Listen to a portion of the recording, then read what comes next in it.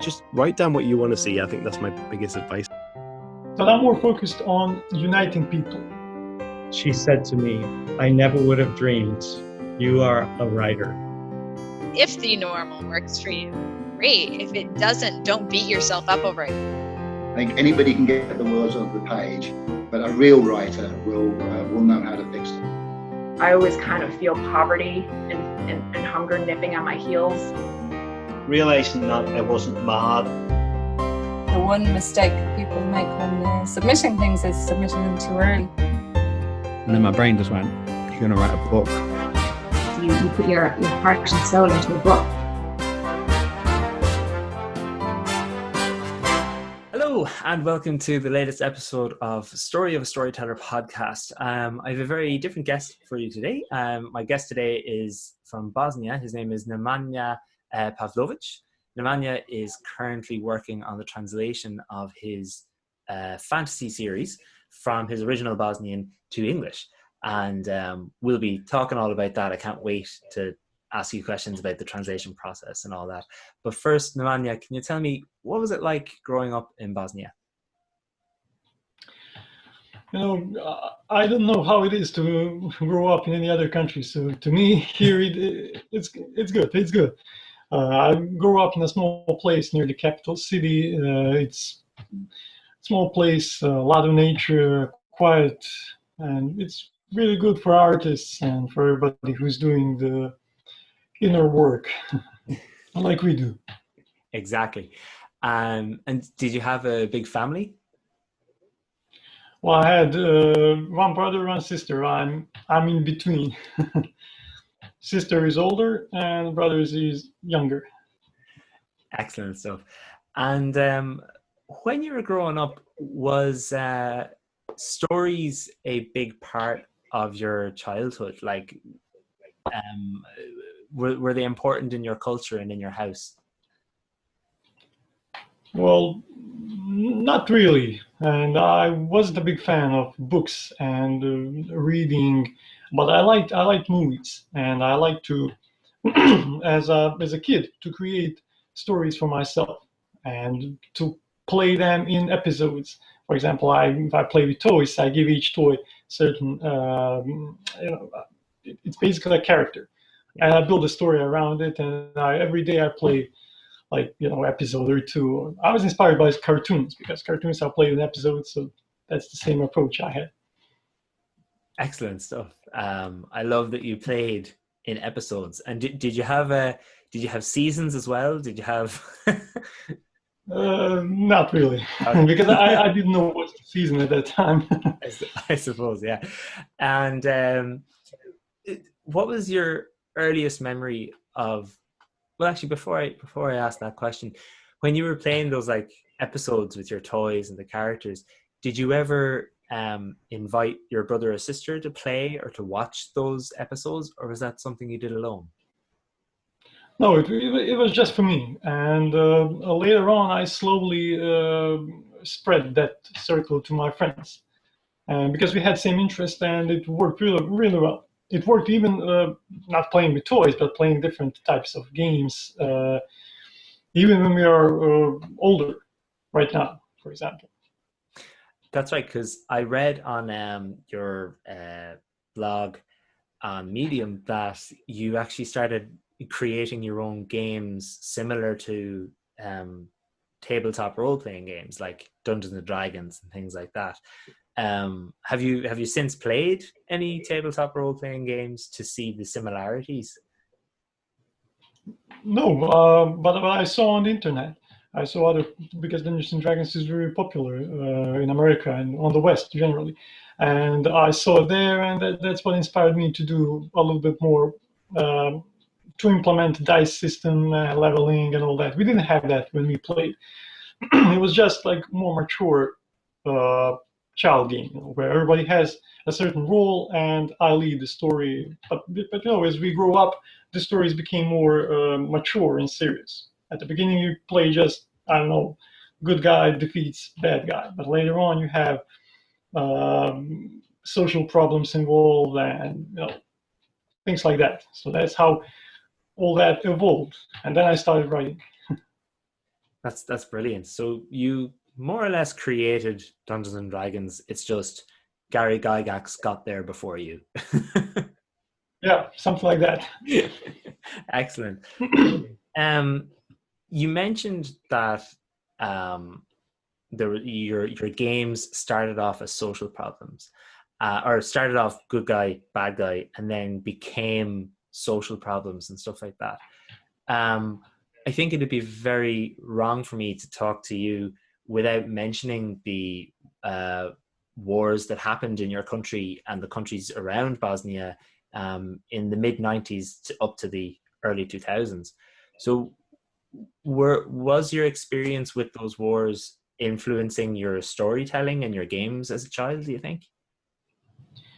Not really, because I had a luck to be born. Well, that's not luck, but it's better to be born in the war than before the war, because right now I don't remember anything, because the war started at 92 and it lasted till 95, and I was born in 93, so I don't remember anything, which is good. But right now you see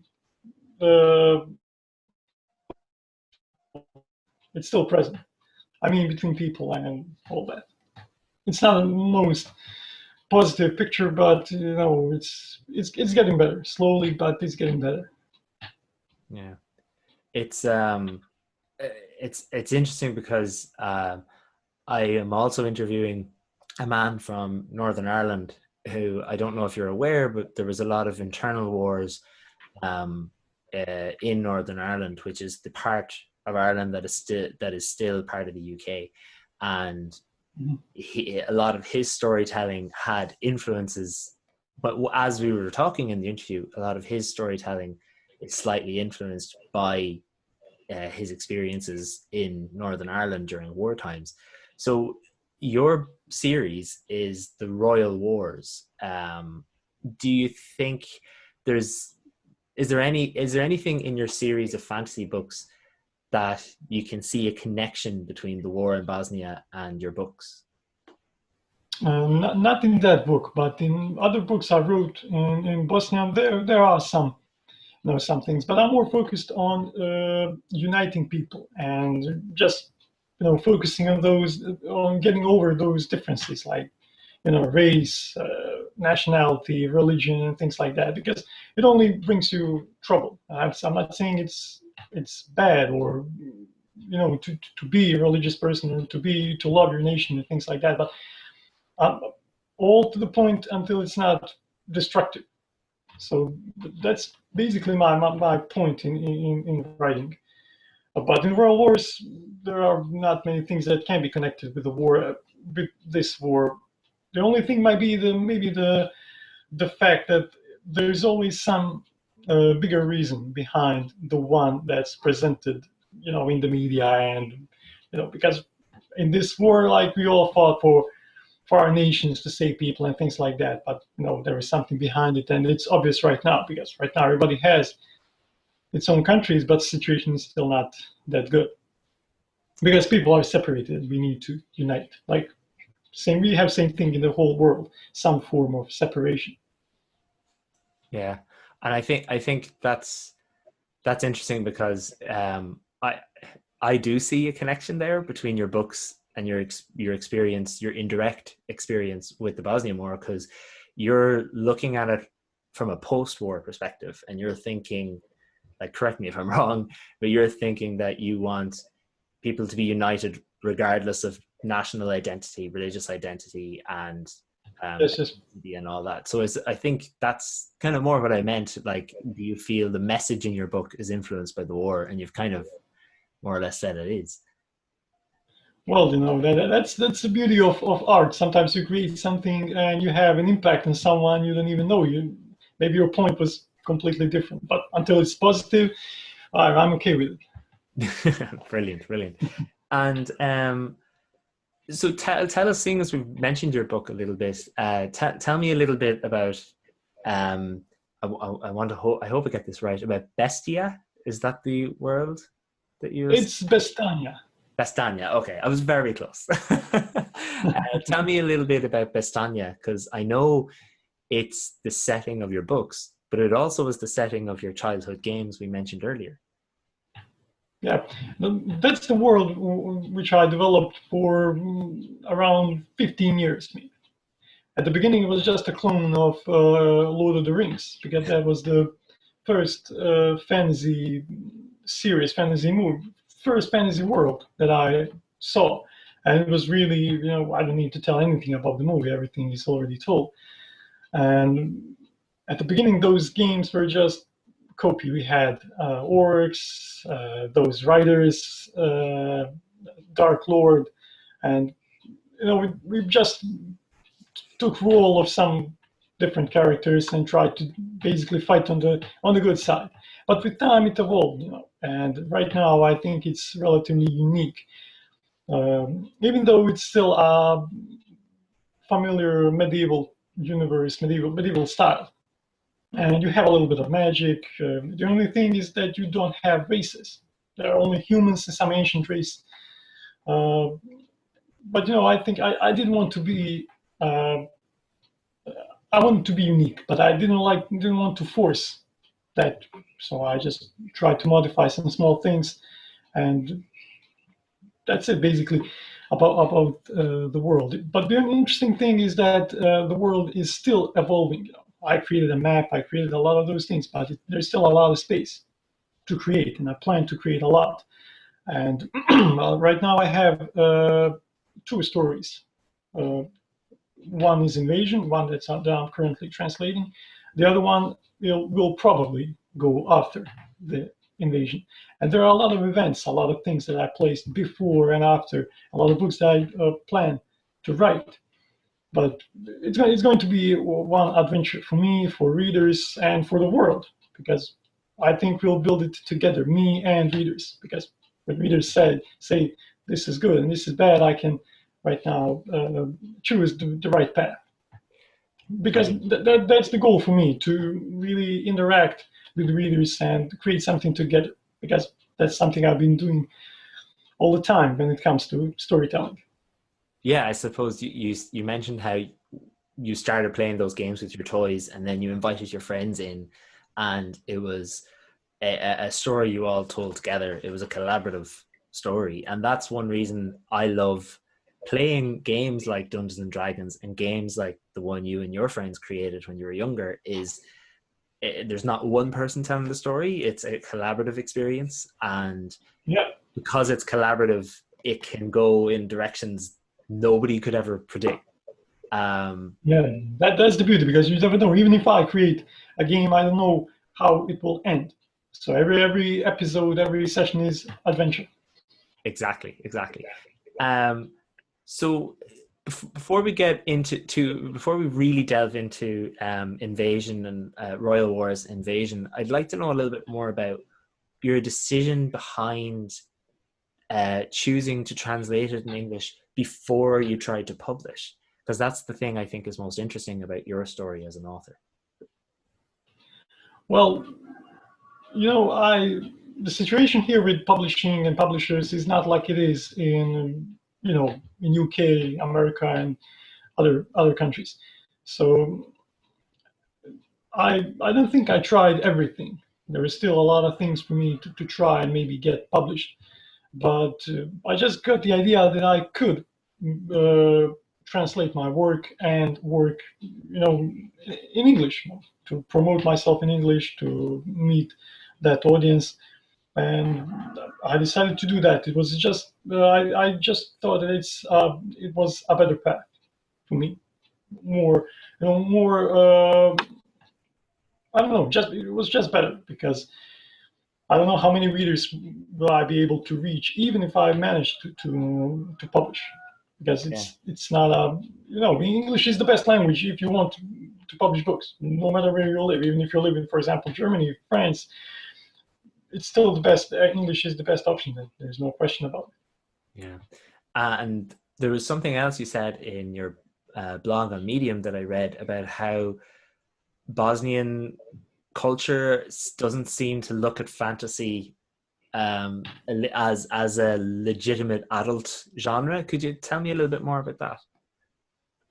Yeah, that's people are here are watching, for example, Game of Thrones. Everybody knows what's Lord of the Rings, but it's just basically they attach to that single title, and that's it. Everything else is just they think it's more for kids.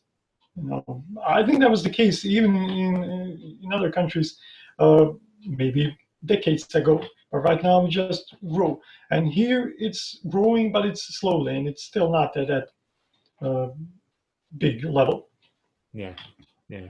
And are there any are there any kind of big Bosnian authors that write in fantasy, or is it kind of just the big fantasy books in Bosnia are translated from the English-speaking world?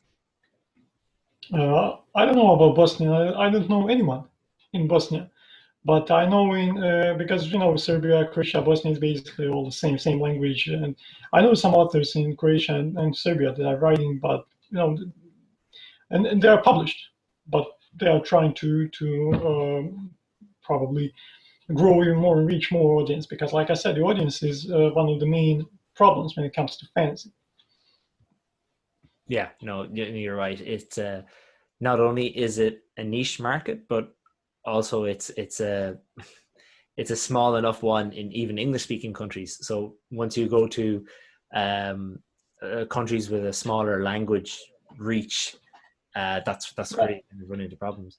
I read as well that, and I found this very interesting, that you said when you started looking up things to do with improving your writing or reaching an audience, that all those things were again in English. So when you first started looking into being a serious writer, what was your level of English, and how did you improve it? Or can you tell me a little bit about your kind of reasons for learning English, I suppose? Well, I didn't, like I said, I didn't decide I'm going to learn English. That was just something following me throughout my whole life. And recently, when I started writing, I never thought that I'm going to write or even translate in any other language. But I just feel comfortable, and when that option came up in my mind, I wasn't doubting myself that much, because I knew also I have a sister who will check my work and see if I'm good or bad. And that's why I didn't choose. That's why I split the invasion in two parts. I didn't want to go whole book because it's a huge book. So I split it in two parts, and let's see how this first part goes, and then we'll see how it goes in the future. Excellent. And right, this is really interesting. So, can you tell me? I know you're currently finished translating the first book, and that it's currently your editor / sister is working through it. So, what in your experience, what's the biggest difference between writing the story originally in Bosnian and then having to rewrite it in English? Because I'm sure there's words and phrases that exist in Bosnian that don't have a direct English translation, and the other way around as well. Well, it was like editing, and I'm aware that some things you can't just go and translate everything from word to word. You have to change some things, and that's why so it was a little bit of writing mixed with translation, and it was exciting because this is the book I wrote, I think last year, finished it at the beginning of the last year. So it's not something when you finish one book or one story and you immediately go to editing it gets a little bit boring. And so maybe it would be the case with this book, but because I had a pause, I had a break for a whole year, then it was a little bit easier. And I just try to be optimistic and positive. I'm aware that it's not going to be the best work I can do, but I have an editor, and later on I have beta readers, and we'll see. This is just one huge experiment, and I'm really excited about it. Good. I'm excited too. It sounds like it's just such an interesting process to have to go through. Are you aware of the playwright Samuel Beckett? Have you ever heard of him before? I think I heard, but I don't know. Okay, well, I can't really remember. He's originally from Ireland, and some of his more famous plays, he actually purposely wrote them in French first, and then translated them back into English because he wanted to be really strict with his language and strict with the rules and all that kind of thing. So you're kind of reminding me a bit of Beckett here by choosing to translate before you even choose to publish. It's really cool. So I would like to, my goal was to publish in Bosnian, but like I said, it's just I think this gives me more option, more possibilities. Yeah. But it's fun. So I didn't regret. Good. I guarantee you, though, in 5 or 6 years, a Bosnian publisher will come to you and be like, "Oh, it's such a bestseller. Would you like to publish it in Bosnian?" And you'll be right. That would be interesting. You'll be right there with the finished manuscript in your hand, going, "I'm ready to go." That would be interesting, really. Yeah. So, tell me a little bit now about the actual story of the book. You told me about Bosnia and the world and all that kind of a thing, but what is the actual plot of in Royal Wars Invasion? First, I need to say this. I wrote actually books in Bosnian that belong to Royal Wars series. It's not the series that has beginning and the end. It's always open. I wrote one story that's rounded and it has beginning and the end, and that's it. So, and I wrote, I think 3 or 4 novels. But they all focused on a small part of the world, and they were not global. And I didn't think that that's the best way to introduce reader to that huge world, because if I have the whole map, well, 2 or 3 continents, and right now the plot is focused only in one city or one village, I don't think that's the best way to present the whole world. And that's why I decided to write Invasion, and that's really global novel. Basically, it starts when some army comes from the east, and all the maps show that there's nothing across that sea. So whoever traveled there didn't go back. So and those who came back didn't saw ashore. And now those enemies come and they surprise everyone and want to conquer the whole world. And the kings need to cooperate, but it's always difficult to get people who strive for power to work together. Everybody has his own goals, and smaller people, who are basically the main characters. There are many of them. They are fighting for smaller things like maybe friendship, love, but all that has to do something. It all builds into a bigger picture, and it creates that whole World War story. Brilliant. That sounds really interesting. And how many point of view characters do you have? Like, is it just the one, or do we read from lots of different characters' perspectives? Well, I can't tell you the exact number, but I have multiple, because the scene, the perspective doesn't follow necessarily the characters, but more the parts of the world. And later on, when the characters are introduced, then the perspective is following them. So I have a couple of them. Same as main characters. I see on Twitter a lot of people talking about main characters, and asking questions about main characters, and I always stop and think, because I have more of them. Yeah, I'm the same. I'm currently writing my 2nd novel, and both my published novel and the one I'm working on now has 3 main characters. So whenever I see questions like, "Hey, what?" like sometimes they're very silly questions, and it's just, "What's your main character's favorite ice cream?" And I go, well, I have 3, so I don't understand the singular character stories. It just I can't write like that. I don't know why. I don't know. Same with me. When I have one character, it's really strange. In many books, basically every book I wrote has multiple main characters, or it's better to say it doesn't have main characters. Everyone is secondary. Yeah, it's an ensemble cast. Everyone is Yeah. equal. So so just so I can understand, you had written 4 books first, or 3 or 4 books, and then you realized you hadn't talked about the wars in the earlier part of this world's history. So would you say Royal War Invasion it's kind of more of a prequel to the main books that you've written?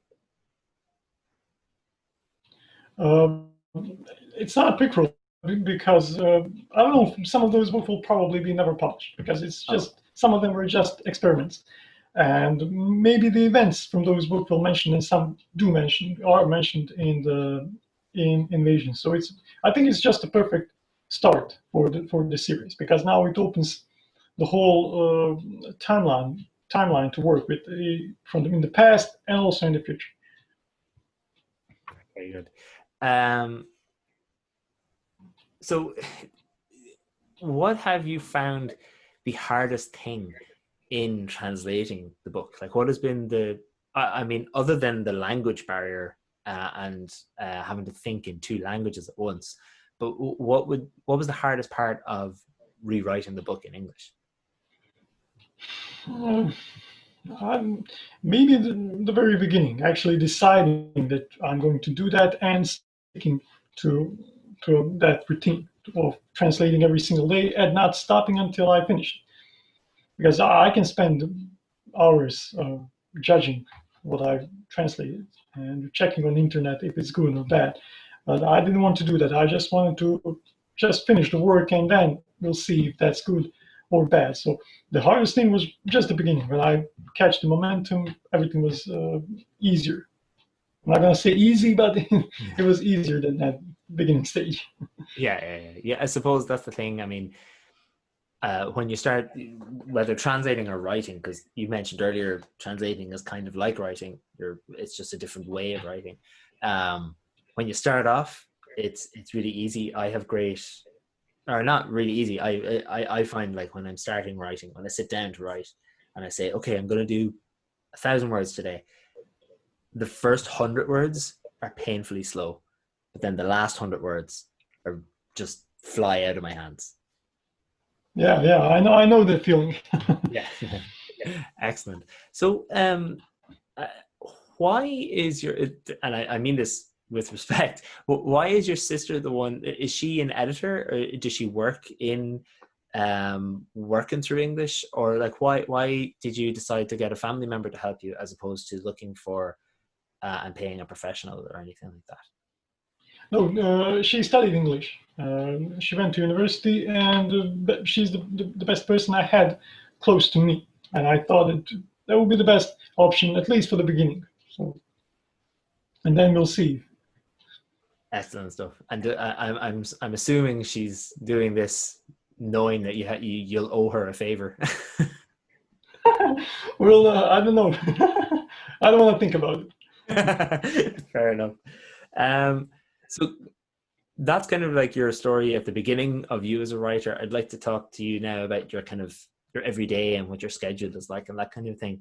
So can you take me through your typical writing day? Like how do you set targets? Do you write every day, or once a week, or 3 times a week? What's that like? I write every day when I'm in the project. When I start a project, for example, when I start a novel, I try to write every single day. If I don't, not a big deal. I don't want to be hard on myself, but I have the routine, and I'm writing for 6 years this way, so I'm good in this routine, and I don't have problems with writing 99% of the days during the project. But when I finish the project, writing, editing, and all that, then I don't write, and I don't have problems going back to that working routine. I think it's just the way you make things to work for you. You find what works for you the best, and you just stick to it. You don't try to complicate things too much. And I have for example, I write in sessions. I have 2 sessions of writing, and in each session I try to write 1,000 words. Sometimes I write more, sometimes less. But it's okay. It comes to basically average is 1,000, and that's okay. But it's not about number. You find what works the best for you. At the beginning, I was writing 500 words. Then I was writing 1,000. I was also increasing that number, but I realized it has no point. Yeah, it's draining. Yeah. And that's one thing I think a lot of people who, if they're an aspiring writer or looking to be a writer, they don't realize how draining it can be, because it's a lot of concentration. It's not just concentration, but also you're imagining, you're predicting, there's so many thought processes going on in the writing process. Sometimes, yeah, great, you'll get 1,000 words, sometimes more. I saw on Twitter earlier today, somebody said they managed to get 11,000 words in a day one time, and that horrified me. I can't imagine writing that many words in one day. Yeah, that's 3 or even 4 days for me. Yeah, same. The best I ever did was 4,900, but that was like, I started first thing in the morning and I was writing right up until I went to bed. Like, I did nothing else all day. So anyone who can get more than that, fair play. Yeah, I think it's more important to write consistently, write regularly, and no matter how many words you write. I think that's because that way you build a habit, and that will serve you in the long run. But writing 10,000 words won't help you much if you can't write for a month, for the next month. Yeah, exactly. So when you were doing your when you were starting the translation, did you actually talk to or read up about the translation process? Did you do any study in it? Did you watch any YouTube videos about how to translate or anything like that? Or did you just go for it on your own? Well, I searched for some tips for translation, but when you search for those tips, you find a lot of things that make you give up. Because it's, a lot of people are talking how it's difficult, how it's complex, how it's better to hire someone. I know all that. I don't need to hear that, but I want to do it myself. I want to try that approach. And so I was rather focusing on searching for some tips. For example, where to put articles, or some information about tenses, and things like that. Small things that really help, because you have them in each page. Yeah, that's it. Very good. Yeah, I think you're right. I think to look up tips and advice on the whole process could be very overwhelming, rather than just find like the one little things here and there that you're struggling with, and I'm sure you know better than I do, but English is a very complex language that really doesn't like to follow any of the rules at all. Well, same thing with Bosnian. You in Bosnian you learn the rule, and now you think like right now you know the language, and then comes something that rule doesn't apply to that thing, and there's always something like that. Yeah. I don't know if you know, but I'm a teacher here in Ireland, and one of the things I love to explain to the children when I'm teaching Irish, the Irish language, is that there are only 11 irregular verbs in Ireland in Irish, but that there are a lot more in every other language. I think Irish has like one of the least amount of irregular verbs, so that's a really nice thing about Irish. So apart from having to work in 2 different languages, what's the hardest part for you of being a writer and writing every day? The hardest part probably is for me is trying to get published now. Trying to get into that area, because for a long time I've been, you probably didn't spend a lot of time because you always have that option to self-publish. You don't need to spend a lot of time in figuring out how you're going to do it. It's relatively straightforward, or at least that is to me, because I'm looking for from much different perspective.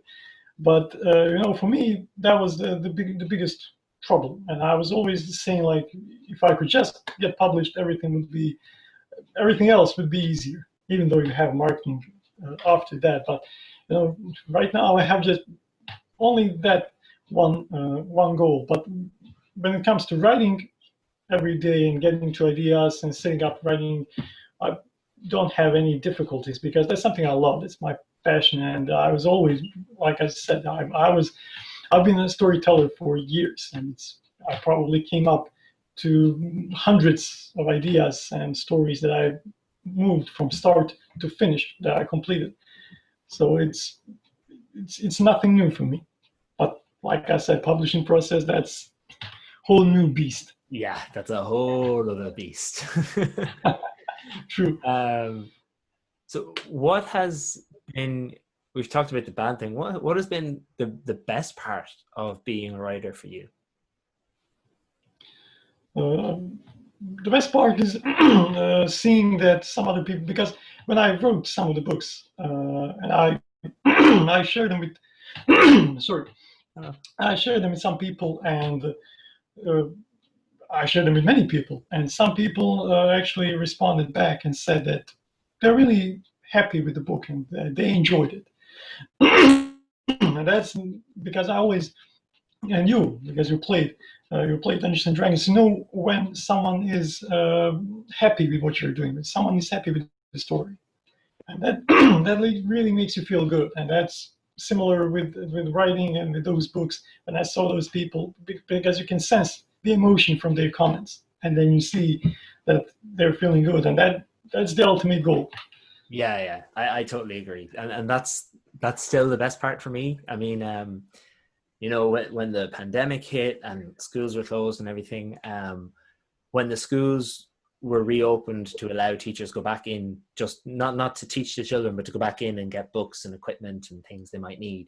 One of the teachers came up to me, one of my coworkers came up to me and said, "Oh, Conor, I read your book during lockdown. It's so good." And it just made my summer, not even my day, it made my summer, because it was the same. It was somebody telling me they enjoyed something that I put so much time and effort into.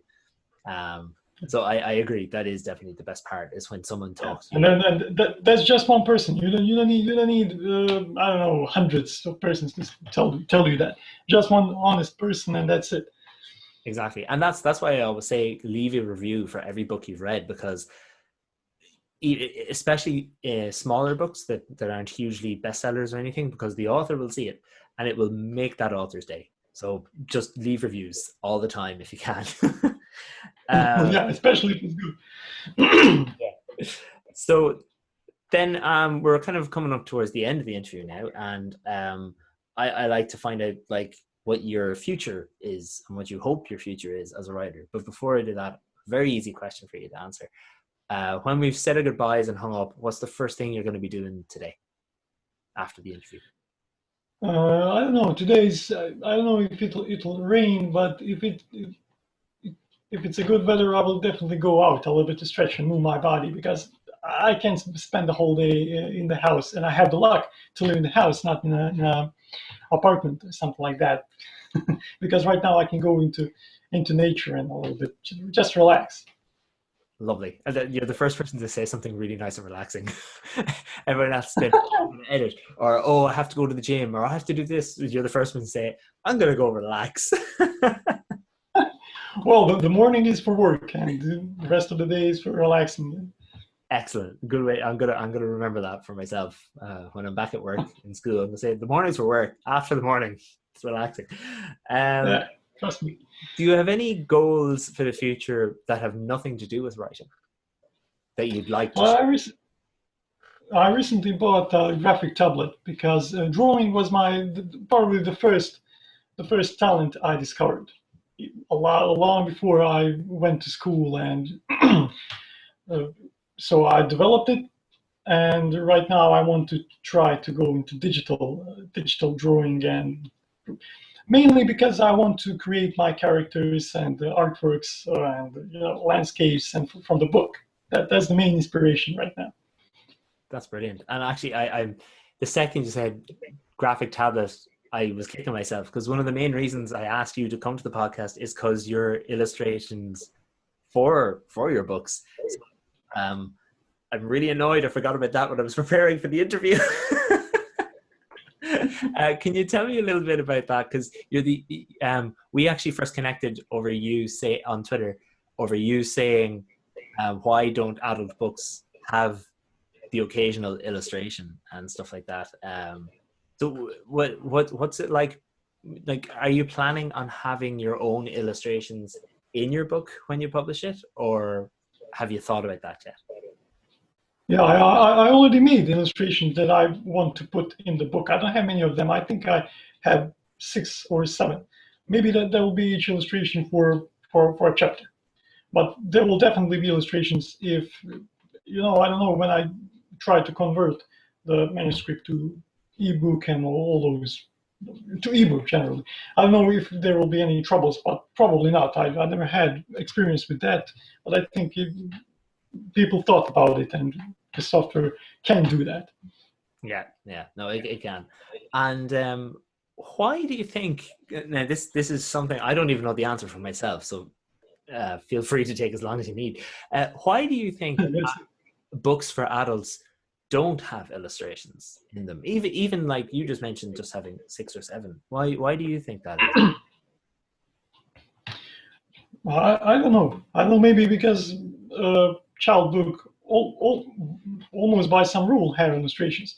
Maybe we think like adults don't need, and everybody has developed imagination. But the funny thing is that probably kids have better imagination than older people, right? I don't know. I would like to see more illustrations in books. That's how I'm doing that myself. No, you're dead right. I totally agree, because that's one reason I really like very unique and evocative covers, because for adults books, because generally they are the only artwork you see in the book, not 99% of the time. So yeah, no, I agree with you. I think it is this unfortunate thing that for some reason there is an idea that illustrations and art, which illustrations are art, that illustrations and art belong in children's books. But I disagree. I think an illustration in an adult's book for a particular important part of the story can be really, really powerful and really engaging. So it's a shame that it's not. So I'm looking forward to seeing your illustrations in your book when you publish it. Well, maybe it's about cost, because right now you have to pay someone to illustrate for you, and maybe people don't want to do that because it's not necessary. Yeah, maybe that's the reason. But luckily, I do it myself, so there will be illustrations in the book. So it's cost free. Yeah, just cost you time. That's all it costs.